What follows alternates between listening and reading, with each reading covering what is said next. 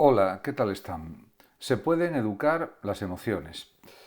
En efecto, la importancia de las emociones en nuestra vida es algo que nadie discute.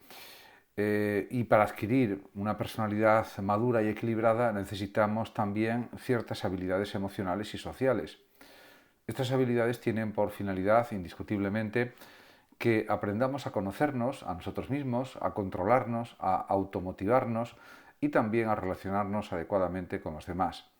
El psicólogo Daniel Goleman, en sus libros, llamó a estas capacidades inteligencia emocional, para insistir o remarcar el hecho de que la inteligencia no solo tiene que ver con las capacidades intelectuales, sino con el dominio y el buen uso de nuestras emociones. Podemos decir, por tanto, que la inteligencia emocional es la capacidad de gestionar adecuadamente nuestras emociones para que nos ayuden a relacionarnos mejor con nosotros mismos y con las demás personas. La inteligencia emocional, además, nos permite sentir empatía por otras personas y podemos también analizar en qué consiste la inteligencia emocional. Según Daniel Goleman, la inteligencia emocional comprende 5 capacidades diferentes divididas en habilidades emocionales y habilidades sociales. Las habilidades sociales pues son claramente la capacidad de interaccionar con los demás de una manera positiva, de una manera diríamos respetuosa y comprensiva. Y en relación con las habilidades emocionales, pues para Goleman son las siguientes. Está por una parte lo que podemos denominar autoconocimiento, que nos permite reconocer nuestros estados de ánimo y nuestras emociones, así como expresarlos adecuadamente. También nos sirve para conocer nuestras fortalezas y también nuestras debilidades y limitaciones, y para adquirir confianza también en nuestras capacidades positivas o nuestras mejores capacidades, podríamos decir. Con respecto a la autorregulación, es la capacidad para controlar los impulsos, regular nuestros estados de ánimo y posponer la obtención de una gratificación, saber esperar, en definitiva, para lograr algo positivo. Además, en esta inteligencia emocional o en estas habilidades emocionales se puede observar que es muy importante también la motivación, que nos ayuda a persistir en el intento de lograr nuestros objetivos a pesar de los obstáculos que puedan presentarse. Con respecto a las habilidades sociales, pues habría que destacar dos fundamentalmente. Por una parte está la empatía, que implica tener conciencia de los sentimientos, necesidades y preocupaciones de los demás. Y además se puede señalar también las destrezas sociales, que nos capacitan para relacionarnos adecuadamente con los demás. Algunas son la capacidad de cooperar, por ejemplo, de negociar, de resolver conflictos de forma dialogada o de liderar un grupo. En este sentido, pues también Goleman insiste con varias frases en estas cuestiones, por ejemplo, cuando dice: si no te conoces bien, si no eres capaz de manejar las emociones que te inquietan, entonces da igual lo inteligente que seas, no vas a ir muy lejos. A esta frase de Goleman hay que hacer pues algunas acotaciones o comentarios o análisis, y a mi juicio esto es cierto en general, tampoco se puede considerar como una regla general que se cumpla siempre, pero sí es cierto que muchas personas que tienen una gran inteligencia no consiguen sus objetivos de la mejor forma posible por falta de inteligencia emocional, o podrían haber conseguido muchas más cosas si tuvieran, además de una gran inteligencia, una buena inteligencia emocional. Diríamos que la inteligencia intelectual o diríamos las capacidades intelectivas se pueden potenciar bastante más si se dispone de una adecuada inteligencia emocional. En cuanto a otra frase de Goleman que dice: el logro real no depende tanto del talento como de la capacidad de seguir adelante y pasar de los fracasos, me parece una oración perfectamente válida y que realmente es así, porque independientemente del talento que tenga una persona, si esa persona trabaja mucho y bien, consigue más resultados, más logros, más éxitos, en definitiva consigue más que otra persona que a lo mejor tiene más talento pero se esfuerza mucho menos. Por lo tanto, la persistencia, la resiliencia y sobre todo yo diría que la perseverancia y la tenacidad son decisivos para conseguir grandes resultados en el ámbito profesional y en el ámbito privado también. En relación con otra de las frases de Goleman, que es la siguiente: las emociones descontroladas pueden convertir a personas inteligentes en estúpidas, pues esto sí puede suceder y a veces ocurre, y por tanto hay que saber dominar nuestras propias emociones. Respecto a cuando dice Goleman, tal vez no haya habilidad psicológica más esencial que la de resistir el impulso, él que está queriendo decir que hay que aprender a controlar los impulsos, a controlar también las frustraciones, saber que no todo se consigue de forma inmediata, ni mucho menos, y que hay que tener pues, paciencia en muchos aspectos de la vida.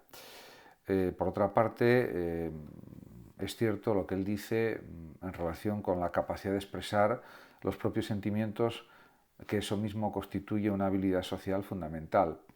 Efectivamente, porque en la vida influyen mucho los aspectos emocionales y no tanto de forma exclusiva los racionales o los lógicos, podríamos decir. En cuanto a la inteligencia emocional y el desarrollo moral, pues están realmente vinculados, sin duda. Y en ese sentido se puede afirmar que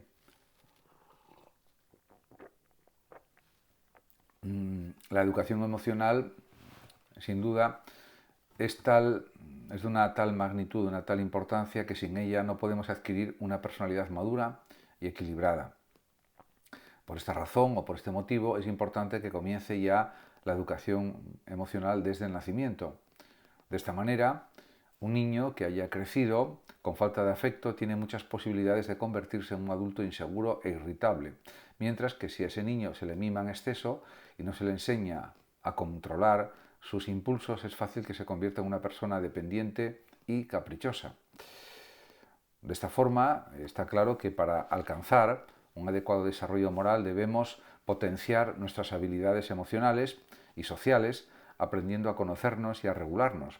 Debemos también aprender a interactuar adecuadamente, respetuosamente con otras personas que nos rodean, siendo capaces de atender también a sus necesidades y deseos del mismo modo que esperamos que los demás atiendan a los nuestros.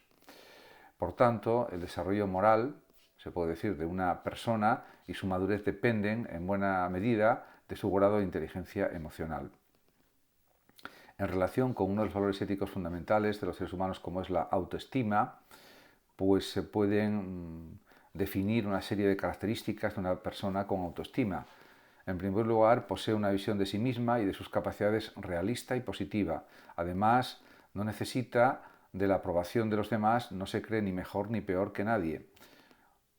Además, también muestra sus sentimientos y emociones con libertad y afronta los nuevos retos con optimismo, intentando superar el miedo y asumiendo claramente responsabilidades. Por otra parte, una persona con buena autoestima se comunica con facilidad y le satisfacen las relaciones sociales, valora la amistad y tiene iniciativa para dirigirse a la gente. Sabe también aceptar las frustraciones, aprende de los fracasos que pueda tener, es una persona creativa e innovadora, le gusta desarrollar sus proyectos y persevera en sus metas para intentar conseguirlas en la medida de lo posible. Por tanto, como se puede observar, esta es una asignatura pendiente, quizás no solamente en España, sino en otros muchos países del mundo, y pues ya desde la infancia, desde el colegio, desde los centros educativos en general, tanto en primaria como en secundaria, hay que desarrollar por parte de los padres, de las familias, y también, en cierta manera, por parte de los docentes, esa inteligencia emocional positiva y ese respeto a los demás y a uno mismo. En ese sentido, todo parte también de una buena educación en las familias para que todos aprendan a relacionarse bien, a convivir, etc. Y eso pues hay que cultivarlo y desarrollarlo. Por ejemplo, a mi juicio, los casos de bullying que puedan existir o de acoso, no se producirían quizás en gran medida si hubiera una adecuada educación emocional y también una mejor educación en habilidades sociales, en el respeto a los demás, en la consideración a los demás. y eso ya se debe inculcar desde que los niños son muy pequeños, para que de esa forma aprendan buenos hábitos, buenas costumbres, buenas conductas. Y, por ejemplo, hay una cosa también esencial, que es pues la cortesía, porque si hay una buena educación en cortesía, en buenos modos, en buenas formas, en el trato, pues eso diríamos que apoya una buena conducta. Y las buenas conductas también se producen si educamos correctamente las emociones de una manera adecuada. Por tanto, es un tema de creciente importancia en una sociedad como la actual, en la que cada vez se ve un mayor relativismo en las costumbres sociales, donde pues, el universalismo ético en muchos casos brilla por su ausencia, porque parece que cada persona tiene derecho a comportarse como quiera o como desee, sin respetar a los demás, y eso realmente pues, no puede ser. En ese aspecto podemos decir que tiene que haber una convivencia en igualdad, en respeto, aunque todos seamos diferentes, y esa es otra de las cuestiones que está integrada con la educación en emociones también. Se puede decir además que la igualdad es un valor por el que todas las personas debemos gozar de idénticos derechos y oportunidades, sin excluir la diversidad en las formas de sentir, pensar y actuar que existen en el mundo. En ese aspecto, la realidad podemos decir que muchas veces se observa en la realidad que no se cumplen estos criterios de la igualdad, ni entre grupos sociales ni en las relaciones interpersonales, y que desgraciadamente existe desigualdad y discriminación. Por ejemplo, existe discriminación sexual, racial o religiosa, por ejemplo, cuando alguien recibe un trato distinto y se ve privado de sus derechos por el simple hecho de ser mujer o de tener cualquier otra condición personal. Y se puede decir que las causas de estas formas de desigualdad son múltiples y diversas. Son el resultado, además, o dan un resultado que es siempre el mismo: la vulneración, se puede decir, de los derechos humanos y de la dignidad personal. En cuanto a los roles de género y los estereotipos, también pues hay que considerar que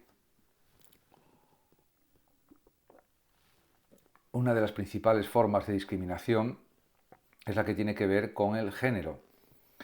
No se trata, por otra parte, del hecho evidente de que mujeres y hombres seamos distintos, algo que pues, es entendible y es lógico, sino de establecer a partir de esa diferencia una desigualdad de trato y de oportunidades. Aunque en la ley está reconocido la igualdad de derechos de hombres y mujeres, eso no siempre se cumple en la realidad material de la sociedad, en la realidad social. Además, también es evidente que a lo largo de los procesos históricos, las distintas sociedades han atribuido a cada sexo ciertos roles, llamados roles de género, que determinan lo que se espera de una persona por ser hombre o mujer. En la mayoría de los casos se solía asignar a los varones roles asociados a la fuerza física, la agresividad, la competitividad, la independencia y la represión de la sensibilidad. Por otra parte, y por el contrario, se consideraban propios del sexo femenino el sentimentalismo, la vulnerabilidad, la dependencia, la abnegación y el cuidado de niños y ancianos. Estas ideas preconcebidas, también llamadas de otra forma estereotipos, están en la base de la desigualdad entre hombres y mujeres y han servido en muchas ocasiones para justificar la subordinación de estas últimas, marginándolas en muchos casos de la vida cotidiana y de la vida pública y de la toma de decisiones también importantes sobre sus propias vidas, cuando cada persona es claramente independiente y tiene su propia forma de ser y puede tomar sus propias decisiones libremente, siempre que respeten, por supuesto, los derechos de los demás y las leyes. Además, también está claro que tiene que haber una reivindicación de la igualdad a nivel social, ya que a pesar de los innegables avances experimentados en las últimas décadas para romper con estos prejuicios, es preciso reconocer que aún están presentes en muchos lugares y situaciones, a veces de forma inconsciente. En consecuencia, hay que decir que es necesario reivindicar la igualdad real y efectiva entre hombres y mujeres. Una igualdad basada en la libertad de elección de cada persona y en el respeto a la singularidad y a las características propias de cada persona y a su dignidad como ser humano único y diferente en relación a los demás. Por otra parte, también es evidente que esta igualdad debe presidir también las relaciones efectivas entre chicos y chicas, liberándolas de los prejuicios o falsas ideas y de los estereotipos que producen y levantan barreras y que pueden impedir que las personas puedan conocerse a fondo y apreciar la riqueza que les ofrece su inagotable diversidad.